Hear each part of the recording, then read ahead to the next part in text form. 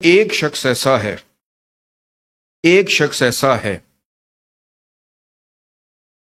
کہ جس کا انجام بڑا خراب ہے، کہ ایک شخص ایسا ہو جس کو اللہ سے تو محبت ہو، کہ خدا سے محبت ہے لیکن خدا کی مخلوق سے بیزار ہے، کہ اللہ سے محبت کے دعوے، اللہ سے دعا بھی ہے، اللہ سے مانگتا بھی ہے، لیکن اس کی مخلوق کو گناہ گار سمجھتا، تو اس شخص کے لیے بڑی خرابی ہے۔ کیوں ہے؟ اس کی وجہ یہ ہے کہ گناہ جو ہے یہ ایک موسم کی طرح ہے، کہ ایک ایسا موسم آتا ہے انسان گناہ کرتا ہے، اور پھر ایک ایسا موسم آتا ہے کہ توبہ کر لیتا ہے۔ کہ گناہ کو گناہ کہیں لیکن انسان کو گناہ گار نہ کہیں، کہ جو شخص یہ چیز سمجھ لے تو وہ شخص نہ تو اللہ کی رحمت سے مایوس ہوتا ہے، اور جو ہی شخص یہ چیز سمجھ لے اس کے لیے اپنی زندگی کو گزارنا بڑا آسان ہو جاتا ہے، کہ اس کے لیے میں یہ بھی کہوں گا کہ پھر کافر بھی کچھ نہیں ہوتا، کہ وہ انسانیت پسند ہو جاتا ہے۔ کہ ایک ہوا چلی، ایک شخص گنہگار تھا، اور ایسی ہوا چلی کہ ایک درویش آیا، توبہ کی اور اس کو ساتھ لے گیا، اور وہ بندہ ٹھیک ہو گیا۔ کہ بالکل ایسے ہی کہ ہندوستان میں، پورے ہندوستان کے اندر ایک مسلمان آیا پہلے، حضرت میرا حسین زنجانی، اور آج لاکھوں کروڑوں لوگ مسلمان ہیں۔ پھر داتا صاحب آئے، پھر اس کے بعد آپ اجمیر چلے جائیں، پرتھوی راج کا علاقہ، کہ نام ہے پرتھوی راج، پرتھوی کہتے زمین کو، کہ زمین کا مالک ہے، اور رب کی آپ کریمی یہ دیکھیں کہ پرتھوی راج، راجا کون؟ زمین کا مالک، اور اس کے مقابلے میں ایک ایسے درویش کو لا کے بٹھا دیا جس کا نام ہے غریب نواز۔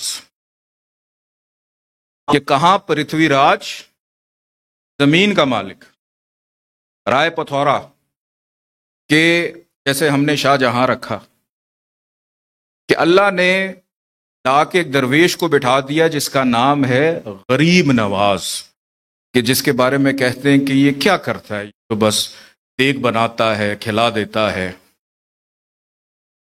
تو پھر ایک دور ایسا آیا، ایسا کھلایا کہ غوری کو بلایا کہ آ جاؤ، سب نے دیگیں کھا لی ہیں، اور پھر سب نے کلمہ پڑھا اور سب مسلمان ہو، کہ سب مسلمان ہو گئے۔ اب یہ جو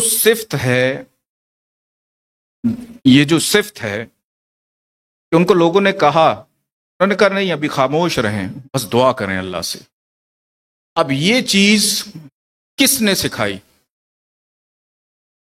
یہ چیز سکھائی تھی اللہ کے حبیب حضرت محمد مصطفیٰ صلی اللہ علیہ وآلہ وسلم، کہ جب طائف میں ان پہ ظلم ہوتا ہے،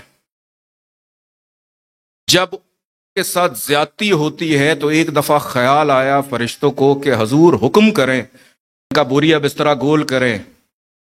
تو وہاں پہ اللہ کے حبیب کہنے لگے سنو، یہ تو بشر ہیں، نا سمجھ ہیں، میں کیوں دعا کروں تباہی کی؟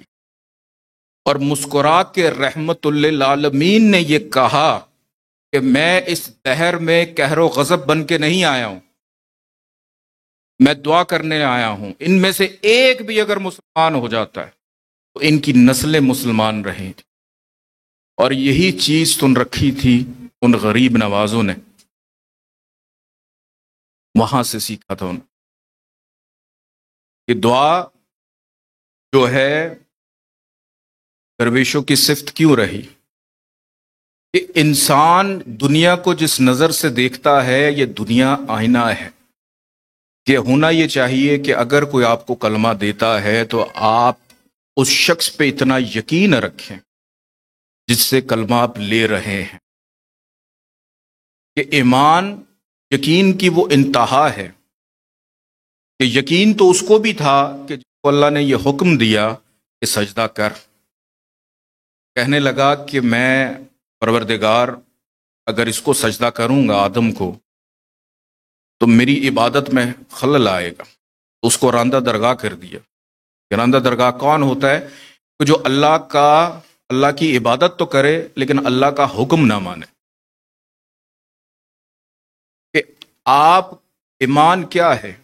کہ ایمان کا یہ ہے کہ آپ اپنی ذات کے علاوہ کسی دوسرے شخص کے اوپر یقین کریں اور اس کو اپنا رہنما مانیں۔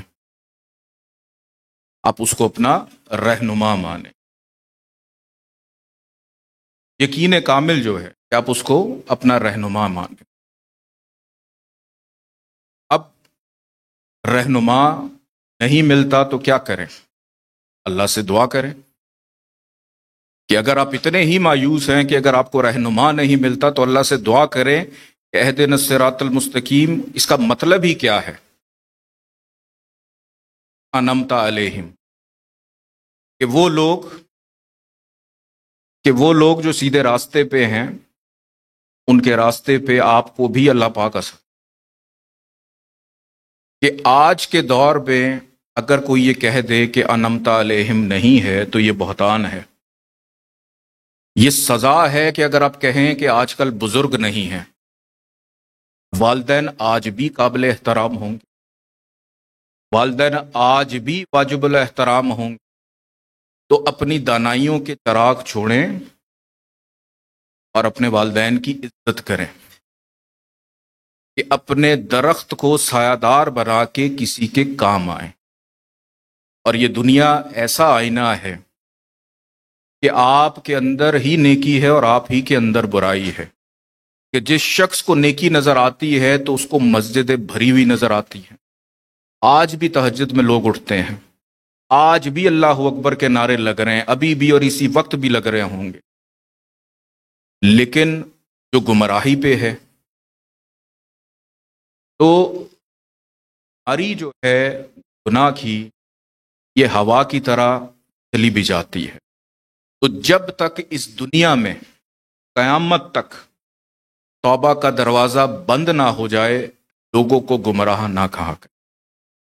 کوئی پتہ نہیں کون کب کس وقت توبہ کرے اور اس کی توبہ قبول ہو جائے۔